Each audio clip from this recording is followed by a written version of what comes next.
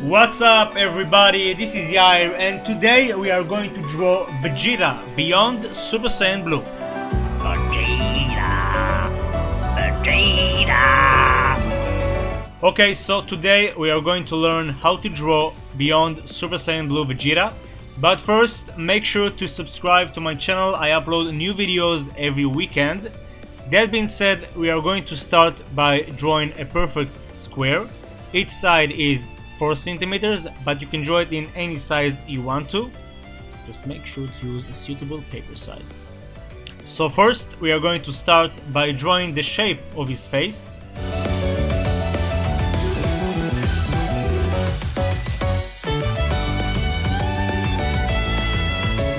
Then we are going to draw his massive forehead by indicating the hairline. Looks like the letter M. We'll move on to draw the wrinkles between the eyes. And we'll draw the eyebrow just like that, all the way parallel to the sideburn. As you can see, it gets thicker towards the edge. And I'm gonna add some random lines right there. Now to create the eye, just use 3 lines and make sure to draw the bottom line with an arc. I'm gonna indicate his bump above the eyebrow and then simply add the pupil and the iris. And to finish up, we'll just add the cheek marks. And we'll do the same process for the left side. If you want, I'll recommend you to use a ruler so you can keep the right proportions of the eyes.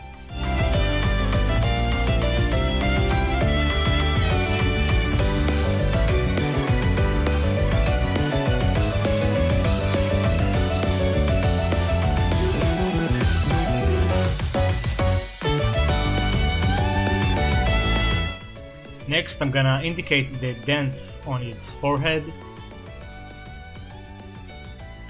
And we'll add some veins. Just like that. Awesome. Now to draw the nose, follow these steps. As you can see, it kinda looks like the shape of a rhombus. Next, we'll draw the mouth really close to the nose with a very tiny gap. And we'll indicate his bottom lip. Awesome, now we can draw the ears, so you can follow these steps, and again, if you want, you can use a ruler to keep the right proportion of the ears. Next, I'm gonna add the details. And of course, I'm gonna do the same process for the left side. Important note, it doesn't have to look exactly the same as long as it looks proportionate.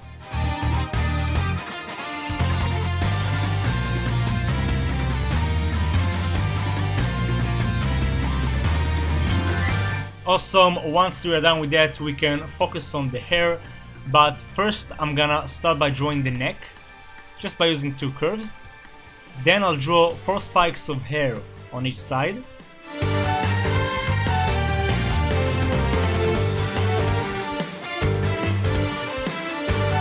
Next, we'll use this guideline to help us keep the right proportions. And all we have to do now is add the rest of the spikes. As you can tell, in this form, his spikes go a bit higher and looks a bit more pointy.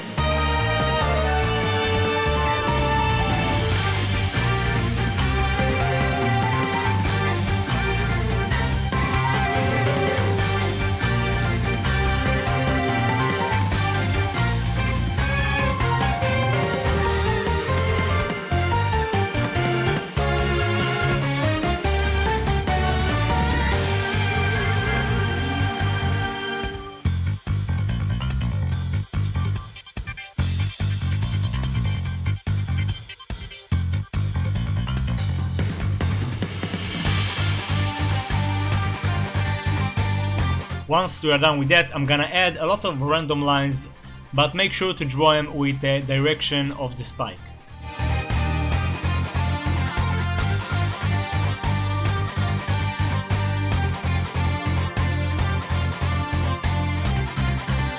Awesome, so once we are done with that, we can focus on the torso. Okay, so in the last episode of Dragon Ball Super 126, Vegeta lost his clothes, he lost his armor, So I'm gonna draw him in that state. I'm gonna start by drawing his massive traps. Then I'm gonna add his neck muscles.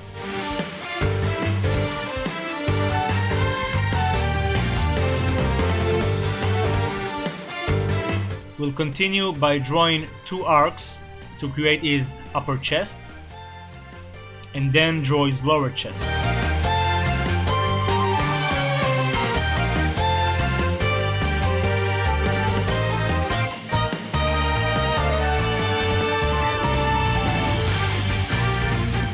Next, I'm gonna draw two circles to indicate the shoulders.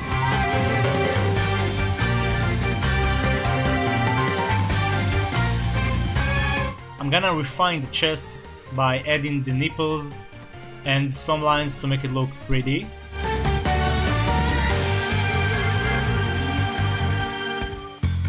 Next, I'm gonna use these two guidelines to create the shape of the arm.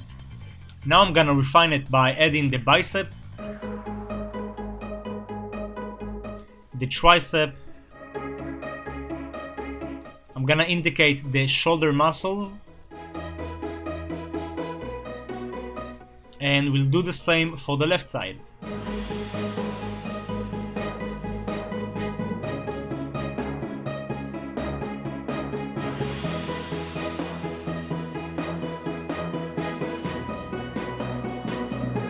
Awesome. Next, I'm gonna draw his back muscles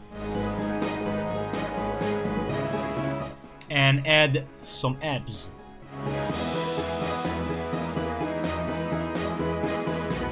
Awesome. So now I'm gonna refine it by adding some veins right next to the biceps. And I almost forgot about the trachea, so go ahead and add that. And we'll add some bruises simply by drawing random lines side to side.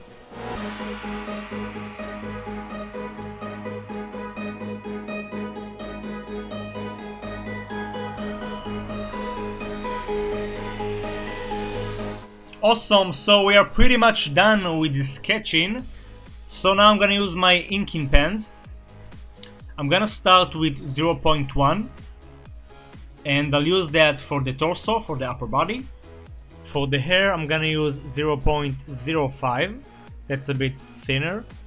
And for the face, meaning the eyes, the nose, the lips, I'm gonna use 0.03. A thinner line helps me with the tiny details. Now, if you're having some difficulties with the inking pen, what I'll recommend is to take a paper, draw a lot of random lines, scramble lines, and then just take the ink pen, try to go all over them, practice, practice, practice. Once you do that, you'll gain more confidence, you'll be more precise, and then when you get to the actual drawing, your hand won't be so shaky, because you got used to it.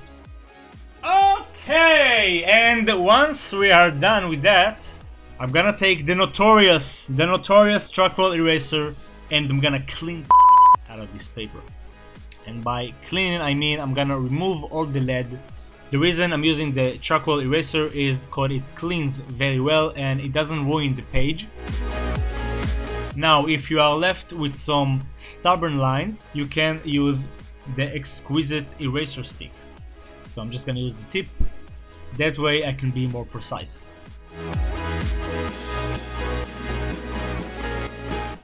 Okay, so once it's clean, we can now use the Copic markers.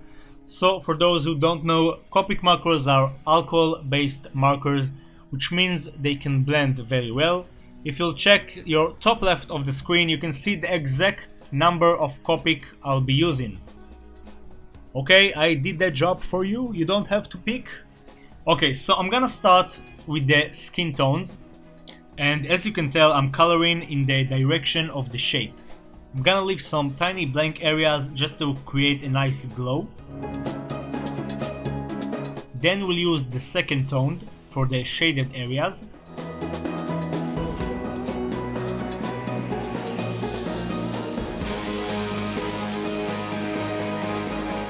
Next, I'm gonna blend the colors using the brighter tone again. And finally, I'm gonna add a darker shade for those deepest areas that get more shade. Okay, and we'll do the same for the tricep and the bicep.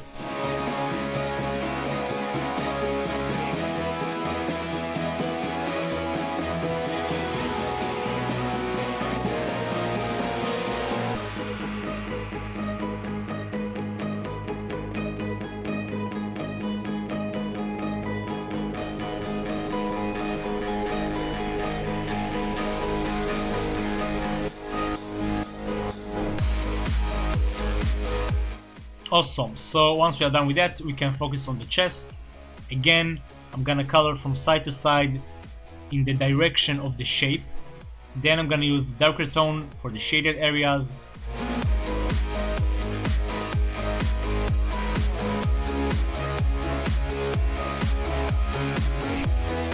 Now I want to give the chest more volume, so I'm gonna use the brightest tone again and just add more layers in these areas. Okay, and we'll finish up again with the darkest tone. Okay, and I'm gonna do the same process for the rest of the areas. Again, sometimes you might see me add some more layers to get more saturation. Sometimes you see me blend it more so we can have a smooth transition. So basically what we want to achieve is a uniform look, meaning one area will be colored in the same quality as the other area. We don't want to reach one area that is colored very well and another area that is colored poorly.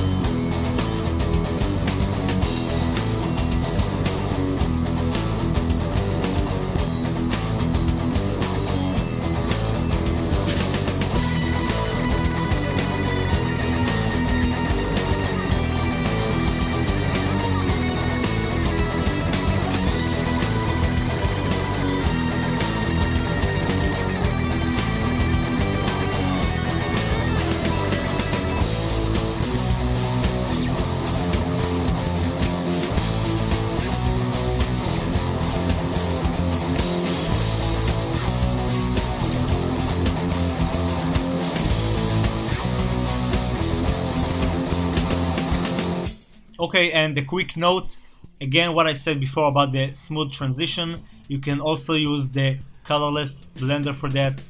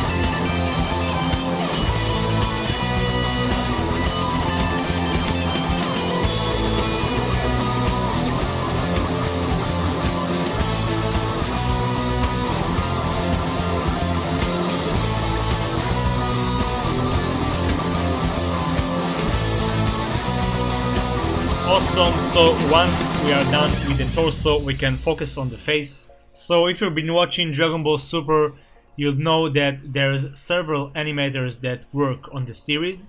Therefore, some of them color the characters in a different style. As you probably know, I prefer the oldest style, for example, of Yue Takahashi. It's much more detailed and have that awesome effect to it, and that's how I like to color as well. So first we are going to start again with the brightest tone, and we are going to fill this entire area. Next we are going to use the mid-tone. Now because the light will come from both sides because of his aura, the mid part of his face will be darker, but we are going to leave some highlight areas on the bumps above his eyes, the cheeks, the nose and the bottom lip.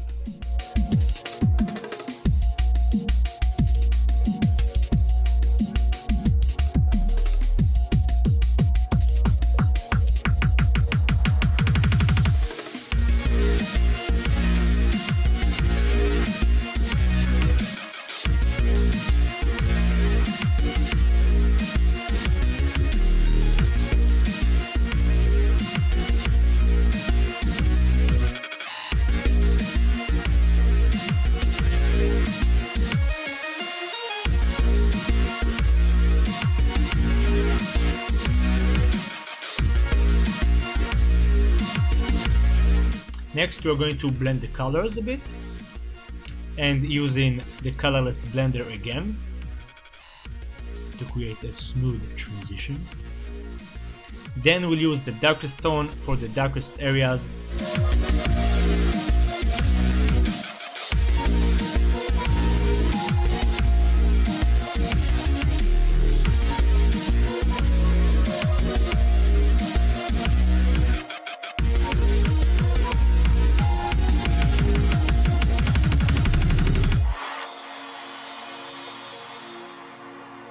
And to finish up, we'll do some blending.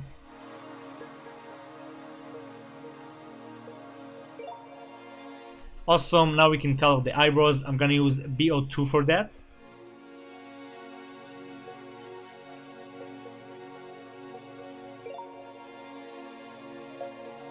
And as you can tell, I went over the lines a bit. Now there is a great way to fix it. All you have to do is take the colorless blender and soak the ink to the nib. And it's fixed. Awesome, so now I'm gonna give more shade to the eyebrows simply by adding some layers. Next I'm gonna color the eyes, and I'm gonna leave a blank area to create a nice highlight. We'll add some shadow and blend it again using the colorless blender.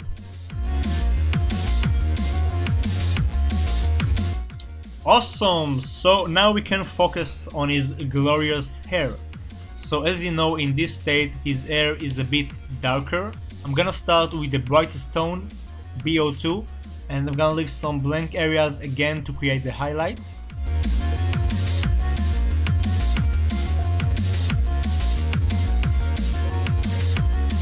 Next we'll use the mid-tone, B26, and again if you want you can cover more areas with the shade. I prefer it a bit brighter because of the aura. Now there's a different method to color as well. You can start with the mid-tone and then use the bright tone.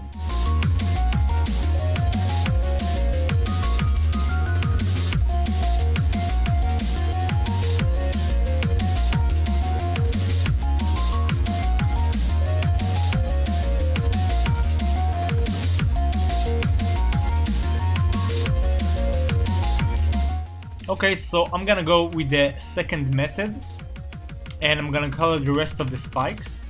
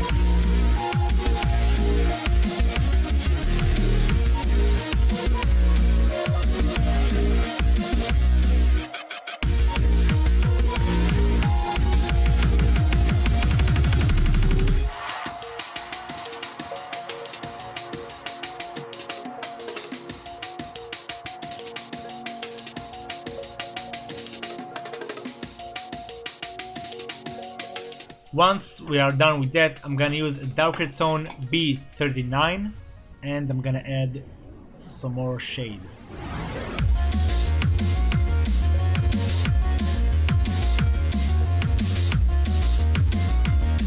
And to finish up, I'm just gonna use the colorless blender again.